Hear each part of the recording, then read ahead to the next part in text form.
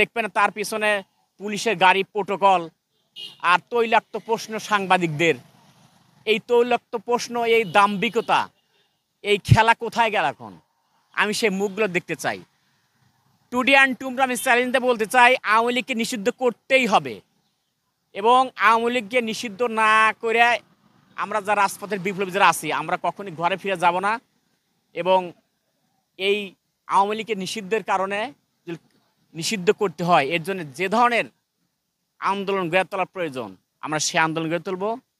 এবং আমি উপদেষ্টাদেরকে বলতে চাই, রক্তপাতহীন আন্দোলনের আগেই আপনারা এই আওয়ামী লীগকে নিষিদ্ধ করুন। আওয়ামী লীগকে নিষিদ্ধ করুন, জনগণের কাতারে আপনার সামিল হন, জনগণের পালস বুঝুন, জনগণের মনের ভাষা বুঝুন, জনগণের চোখের ভাষা বুঝুন, তারা কোন ভাষায় তার কি চাইছে। বাংলাদেশ সোনার বাংলাদেশ, এখানে যারা একত্রতা পোষণ করবে না, যারা এদেরকে সমর্থন দিবে না, তারাও সেই ভারতের দালাল হয়ে গিয়েছে মনে করি। ঠিক আছে, বাংলাদেশে যারা সংহতি জানিয়েছে, যেসব সংগঠন এসছে, যারা ভূমিকা রাখছে, যারা খাবার পানি সহ বিভিন্ন সহায়তা করছে, তাদেরকে অভিনন্দন জানাই।